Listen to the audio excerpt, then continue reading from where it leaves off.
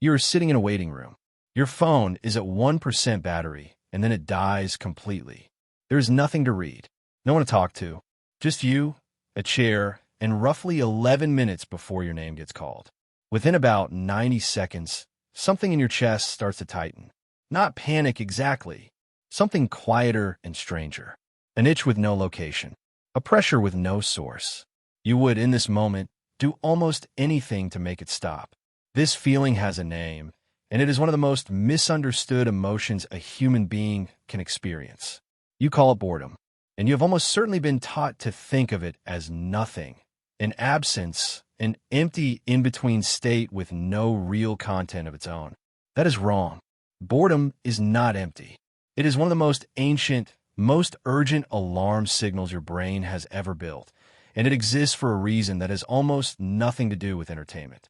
To understand why boredom feels the way it does, you need to understand what it evolved to protect you from. Psychologist John Eastwood, who has spent much of his career at York University studying the psychology of boredom specifically, defines it in a very precise way. Boredom is the aversive experience of wanting to engage in satisfying activity, but being unable to do so. Notice what that definition does not say. It does not say boredom is the absence of activity. It says boredom is the presence of an unmet need. That distinction matters enormously because it means boredom is not a void. It is a signal firing loudly, telling you that your mind is currently unoccupied in a way that your brain considers dangerous. Dangerous is a strong word, but evolutionarily is the correct one. Consider what unoccupied attention actually meant for nearly the entire span of human evolutionary history. Your ancestors did not have furniture or walls or the luxury of losing track of their surroundings.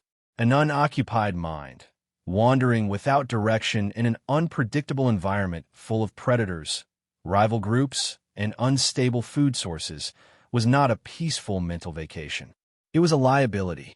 A mind that drifted without purpose was a mind that might miss the movement in the grass, the change in wind direction, the silence where there should have been birdsong. Evolutionary psychologist Andreas Elpidera, who has written extensively on the function of boredom, argues that it likely evolved as a kind of regulatory emotion, similar in structural role, though very different in feeling to hunger or thirst. Just as hunger exists to prevent you from ignoring a real physiological need for food, boredom, Elpidera argues, exists to prevent you from remaining in unproductive or unrewarding situations for too long. It is your brain's way of saying, whatever you're doing right now or not doing is not generating enough value. Change something. Now, this reframes boredom entirely. It is not a malfunction. It is a motivational engine, and a fairly aggressive one, built specifically to make an unengaged mental state so uncomfortable that you cannot tolerate sitting in it. Here is where it gets genuinely unsettling. In 2014, a team of psychologists led by Timothy Wilson at the University of Virginia ran an experiment that has since become one of the most cited studies in the psychology of boredom. Participants were placed alone in a bare room with nothing to do except sit with their thoughts for a period of time. No phone, no books, nothing. Before the experiment, most participants said they expected the experience to be mildly unpleasant at worst. Then Wilson's team added twist.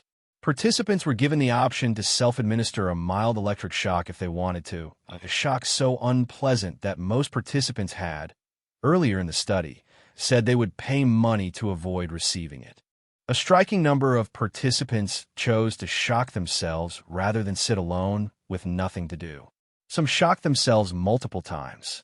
One participant shocked himself 190 times in 15 minutes. These were not people who enjoyed pain.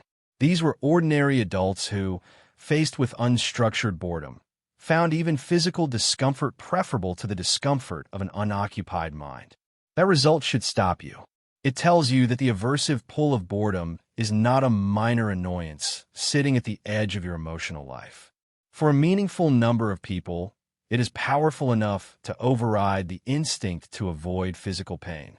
So why would evolution build something this intense? The answer connects to how boredom functions differently from most other unpleasant emotions. Fear tells you to flee a specific threat. Disgust tells you to avoid a specific contaminant. Both are targeted, situational responses to identifiable danger. Boredom is different. It is untargeted. It does not tell you what to do. It only tells you, with escalating urgency, that whatever you are currently doing is not good enough, and that you need to find something else almost immediately without specifying what that something else should be. This makes boredom uniquely powerful as a driver of behavior, and also uniquely dangerous because an emotion that pushes you toward action without specifying which action will take whatever is closest, whatever is fastest, whatever is easiest, regardless of whether that option is actually good for you. This is precisely where boredom becomes dangerous in a modern environment your ancestors never had to navigate. For nearly all of human history, boredom had a genuinely limited menu of available responses. You could look around, you could talk to someone nearby, you could get up and do something physical, you could tell a story, you could sleep. The relief available to a bored ancestor was almost always something that also happened to be incidentally good for them. Movement, social connection, environmental awareness, rest. Now the fastest, easiest, most immediately available relief from boredom in the modern world is a small glowing rectangle in your pocket that has been engineered by extraordinarily well-resourced teams of behavioral scientists specifically to deliver variable, unpredictable rewards as efficiently as a slot machine.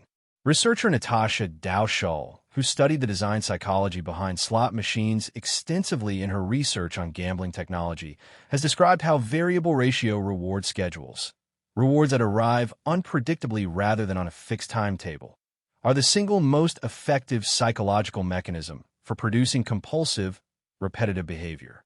Social media feeds, notification systems, and infinite scroll interfaces use structurally the same mechanism.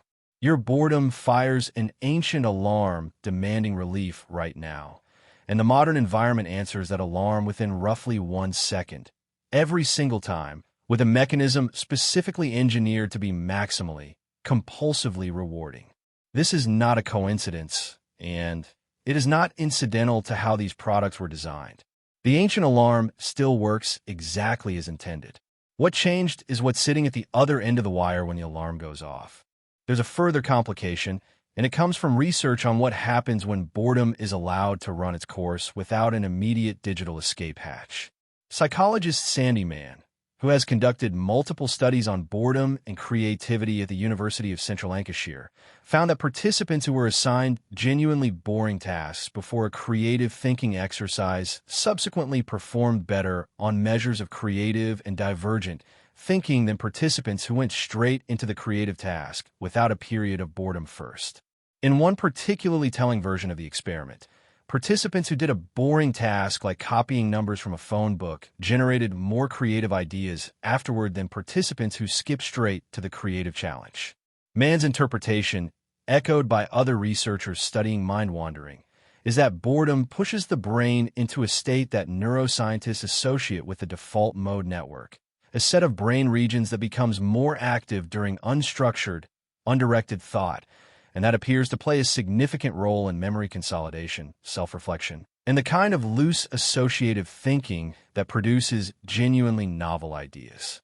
In other words, boredom, left unresolved by external stimulation, doesn't just sit there uselessly.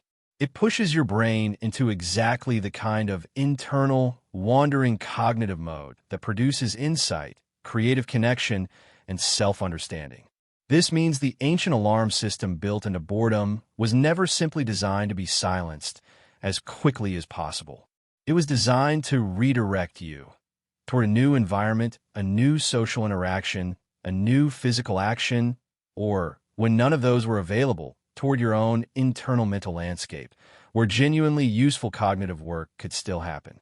The modern habit of eliminating every trace of boredom the instant it appears, reaching for a phone before the discomfort even fully registers, may be short-circuiting one of the only reliable pathways your brain has for generating original thought.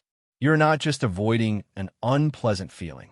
You may be avoiding the specific mental process that feeling was built to trigger. This does not mean boredom feels good. It does not, and it was never designed to. Its entire evolutionary purpose depends on being uncomfortable enough that you cannot ignore it. But discomfort and danger are not the same thing, and the instinct to eliminate that discomfort within seconds, using tools engineered specifically to exploit the urgency of that ancient alarm, may be costing you access to a mental state your species relied on for millions of years to think its best, most original thoughts. The next time that itch with no location arrives, sitting in a waiting room, standing in line, lying awake before sleep, you're not experiencing an empty moment that needs to be filled as fast as possible.